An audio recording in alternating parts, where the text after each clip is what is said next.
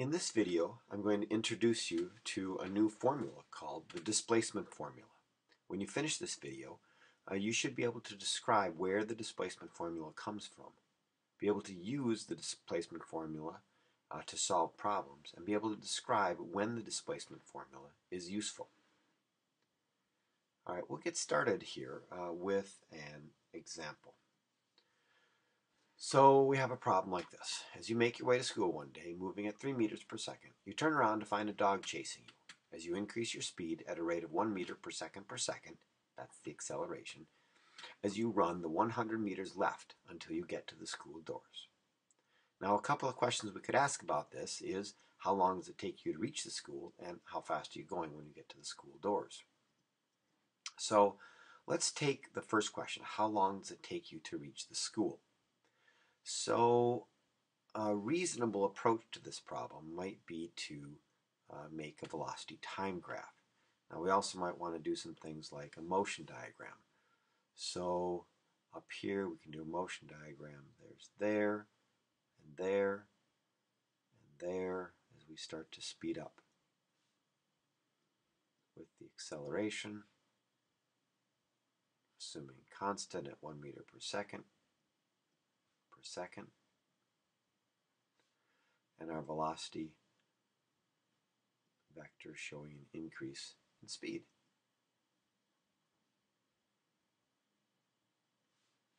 All right. Well, from that we can see that the velocity time graph, the velocity must start out small and get larger. So here's 3 meters per second, and there's our velocity time graph. We do not know how long we speed up for, nor do we know our final or ending velocity. So where to start? Well, perhaps we could write the equation of that line, y equals mx plus b, which in physics symbols will be the ending velocity. Let's call that point B and that point A. There's A, there's B. So V at B will equal the slope, which is the acceleration, times the x-axis, which is time, plus the y-axis intercept, which is velocity at A. So if we then proceed to put the numbers in that we know, we get 1t plus 3. And you'll notice that this equation has unknowns for both of the things that we're actually trying to find, how long it takes and how fast we're going. So that in itself isn't helpful. Now we could also say, well, maybe we could find the area bounded by this graph. That's actually two separate areas, like that and like that. Let's find the area of 1 first, and then we'll find the area of 2. So here's 1. So the area of 1 is going to be base times height of that rectangle. In physics terms, that would be that would be base times height, would be the time as the base, and the height would be the velocity at A. Now and that's going to give us the displacement. But that's only part of the displacement. We also have the triangle 1/2 base times height, which will be 1/2. And then here we are going to have the height here is really the ending velocity minus the velocity at A. So VB minus VA. And then the base will be this distance here, which is again is the time, which we don't know.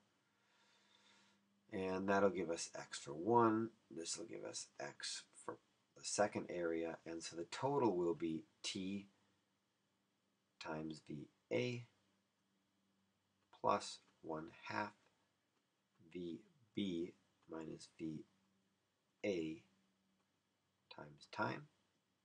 And that will give us the total displacement, which we do know. So we know that, and we know the velocity at A, but we don't know the velocity at B again. So it seems like well, let's go ahead and put the numbers in here that we do know. Velocity times velocity at A, time times velocity at A plus 1/2 velocity at B minus velocity at A times time equals our displacement of 100 meters till you get to the school doors. What you can see is that once again we have two unknowns in our equation. It makes it awfully hard to solve for the unknown. No matter which question we try to do, how long it takes or how fast we're going.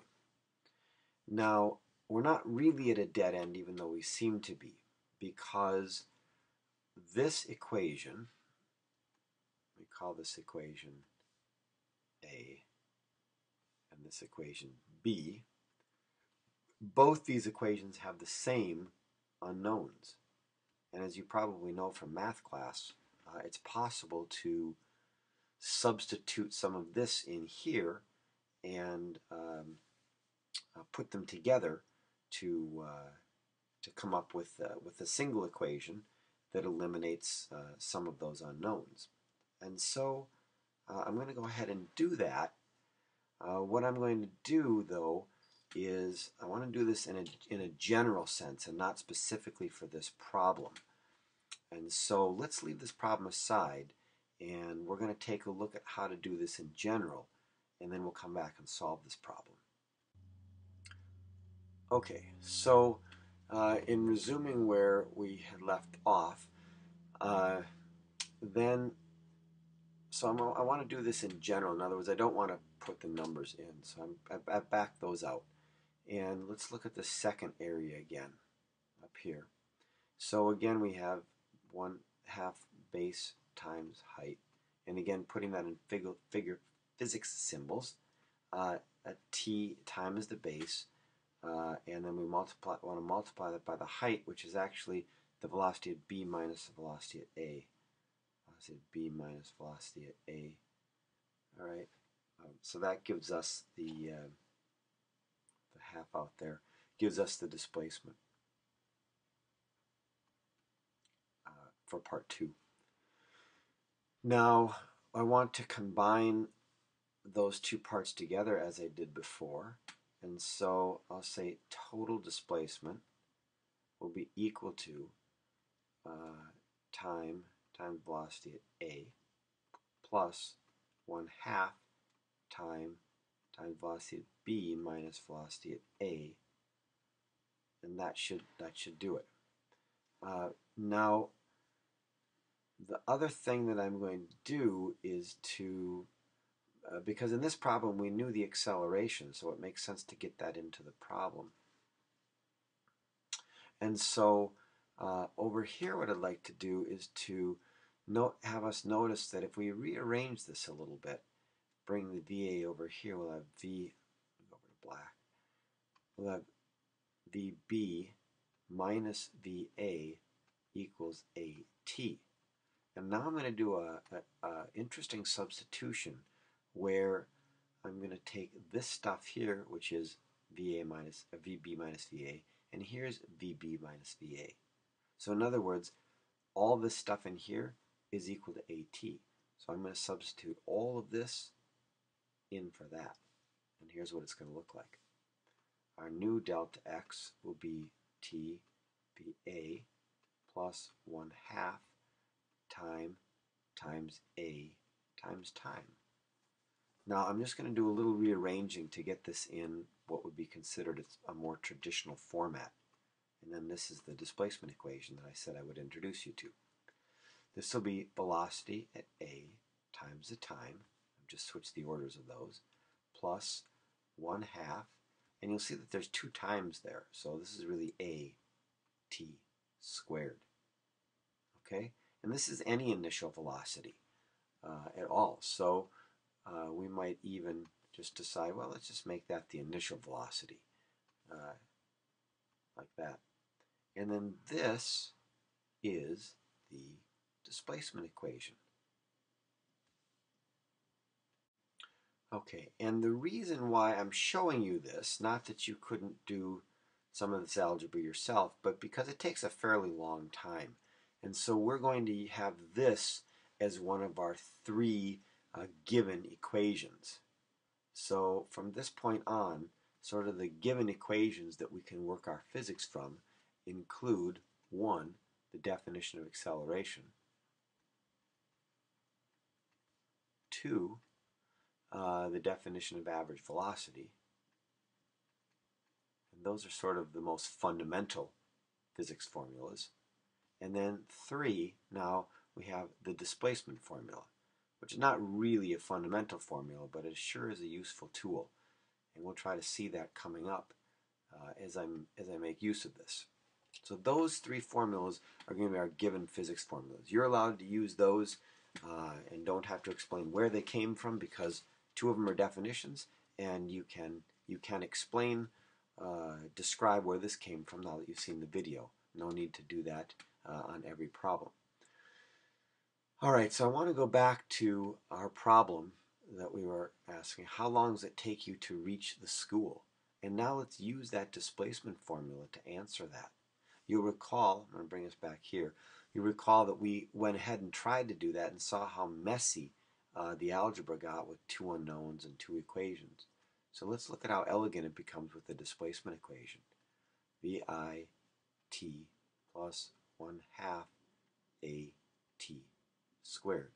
Now we might want to be specific in saying this is velocity at point A, and this might be the time from A to B. A to B, and the displacement from A to B. All right, so now let's say we want to know how much time it takes. That's this first question here. So we went at 100 meters of displacement, originally moving 3 meters per second at point A, times the time from A to B, plus 1/2 the acceleration, which is 1, times the time squared from A to B. Now, hopefully, when you see this formula, the first thing you'll think of is quadratic.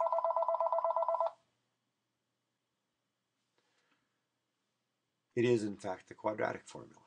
Or it is it's a polynomial that can be solved with the quadratic formula. Many of you know the quadratic formula. You learned it in math class. Some of you even have quadratic formula solvers on your calculator. So either you can do it out longhand or use a solver. I like to use a solver because it takes less time. If I do that, I find that the time will either be 11.5 seconds or the time will be negative 17.5 seconds. So since time can't be negative, that is clearly not the right answer. Instead, that's the right answer. And so 11.5 seconds is the amount of time it takes us to run once the dog starts to chase us. From there, it becomes fairly straightforward to find how fast we're going when we get to the school doors. Let's just use the definition of acceleration to do that now. So we know the acceleration is 1. It took 11.5 seconds to get from, this is velocity B at the door, minus 3 that we started with. All right, so I'd like to try to have you use the displacement equation to solve some questions related to problem 38 in the packet. And the question I'd like you to answer is, how long does it take the elevator to move 0.75 meters? So you go ahead and try to solve that, and then come back and check your answer after pausing it. All right, so here's the solution with the numbers put in using A, B, and C in the quadratic formula. You either get t equals 0.69 or t equals 6.6. It's the first time that we want. Basically, the elevator goes As it's going up, it slows down over a distance of 0.75 meters. But if it kept going at that acceleration, it would eventually go up, turn around, and come back. Whoops, excuse me. It'll go up, turn around, and it will get back to that same displacement right here. So it hits it here, and it hits it again. In both cases, it's the same displacement, same distance from where it started, same direction. So we want the earlier one. And so that's our answer. Again, the key to using the displacement formula, at least in the case of finding time, is to remember how to use the quadratic formula correctly. So I'd like to give you one other opportunity to practice. Question 48 in the packet is a good question. And if you would do that now and then bring it into school on Monday, we will be able to check to see your progress on using this formula. It won't play a major role on Tuesday's exam, but I do want you to know about it. It's a good and very useful tool.